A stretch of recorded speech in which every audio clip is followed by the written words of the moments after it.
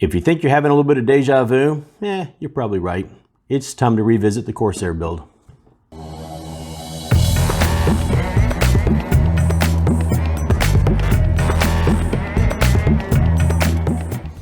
All right, so it's time to get back to this, and it's been a little while because I was waiting on some hardware to come out and see if I was going to be able to lay my hands on some, and it has not worked out so well, so we've had to like switch things up a little bit and make some alternate plans.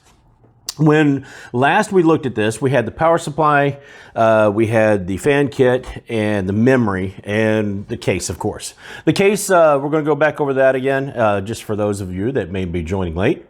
It's the iCUE 220T. This one happens to be the black non-airflow version. They have this in black and in white, and they have it in airflow and non-airflow. The non-airflow version just has the tempered glass front panel, but it does have a little bit of room in here. There's probably a good 3/4 of an inch that you can get some airflow, so we're going to see how that works out. It's got some features like it already has the iCUE RGB from Corsair already in it, because it has that little PCB that you can barely see back there that has the fan controller and the fan and the RGB controller. It does have some nice little things like magnetic air filters, although we're going to discuss that in a second.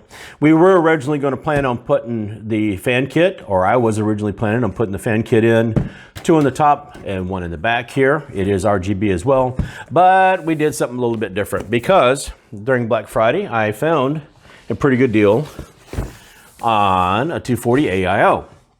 Now, one of the things I had a little bit of complaint about with Corsair is that although they make great AIOs and great stuff and great equipment and tools overall, they don't have a 120 millimeter all-in-one cooler that is RGB. So, or at least not addressable RGB with the fans and the pump and everything. But I was lucky enough during Christmas or during the Black Friday sales to lay my hands on something that was normally about 160 bucks. It was marked down, and then I used my little Best Buy coupon for another 10 bucks off. So I've got it, I believe it was $89 that I got it for. So I got a great deal on that, and it was just a little bit more than the regular price on the 120. And so I went ahead and I grabbed it. So kudos to Best Buy for that, for putting that on sale. I appreciate it. I also got a couple other things from Best Buy. Well, I got the fan set and all that, but all of this I got from either Newegg or Best Buy at one point or another. Most of it was on some kind of sale or marked down a little bit, or is at least, covering shipping or whatever. In that, we're going to go ahead and decided to go with the Asus X570 Prime, or the X570 Pro Prime, or Prime Pro, or however you want to say that. It's an Asus board. The Prime X570 Pro is a good solid board. I use the 470 model of the same ilk. The Prime X470 Pro is in my current gaming and editing rig, and I really do like it. And I don't think I'll have too many problems trying to switch over to this, because one of the things I'm going to have to do with the unavailability of the new 5000 series CPUs, I'm going to have to reuse my I'm going to have to reuse my Ryzen 7 3700X that currently resides in my editing rig.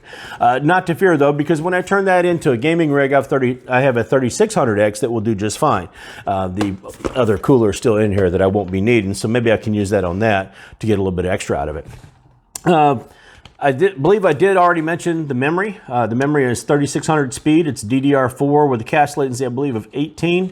It is a little bit slower cache latency than is currently in the 3200 chip that I've got, or 3200 set that I've got from Trident. But these will do just fine. It's 3600. And when I do get that new Ryzen CPU, that 3600 speed is a sweet spot. So it should play very nicely with this kit. The modular power supply, we already talked about a little bit. RM750, it is modular. One of the advantages to having a case like this with the shroud on it is, first of all, it does have a lot of places for cables to come up in several different spots. Along the back, there should be pretty good cable management. I should be able to get to everything pretty easily. And I don't have to use all the cables because it's modular. I can just plug in what I want. So in this case, I will only be using one power for SATA, and then which will be for this, and I think I can double up and use that for the hard drive that I'm going to put in there. And of course the motherboard, I'll have to have the PCI and motherboard power. But other than that, I should be able to leave the rest of the cables off and not have to worry about anything. So we should be in great shape there. We talked about that, the AIO, the hard drives and the SSDs that are going to go in it. Currently, I have a 1 terabyte NVMe Western Digital Black that is my boot drive and holds most of my regular files on the current rig. I am going to move that over as well, and I will have to redo some drivers and we have to redo a few things to get that to work as my boot drive in this one, but I think that should be okay. I'm going to pair that with Intel 660p. This is also, it's an SSD. It's a 1 terabyte. It should fit in an NVMe slot just fine. And so I will have 2 of those on this X570. And then I'm going to put in a Western Digital 6 terabyte. It's also the Western Digital Black, the Performance 6 terabyte, which right now is copying all my game files from Steam and Origin and EA and everything. So I don't have that on the desk right now. It's busy. So, and we'll get back to that when I start actually building the rig. Obviously, this is not going to be a build video right now. We're just going over some of the stuff that was previous and what's changed.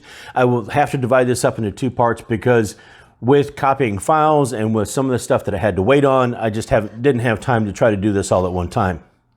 One of the things you'll notice that is missing, there's no GPU on the desk. Now, if you saw my video last week, you know that I've had several trials and tribulations trying to get a video card, and at one time even had it in my cart trying to pay for it, and when I went to click the pay button, it then flashed a message up that said, "We're sorry, we just realized we're out of this." So I've gone through a couple of different sites. I'm in the queue right now at AVGA to try to get a RTX 3060 Ti.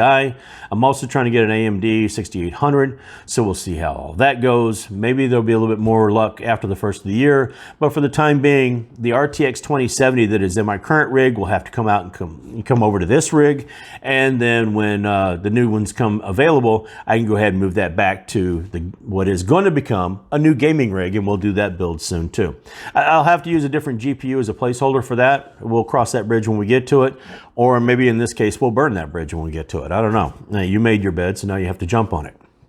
Anyway, that's what's going in it. We've got plenty of things that will keep me busy. One of the reasons why the side panel is not on here, it is a tempered glass side panel.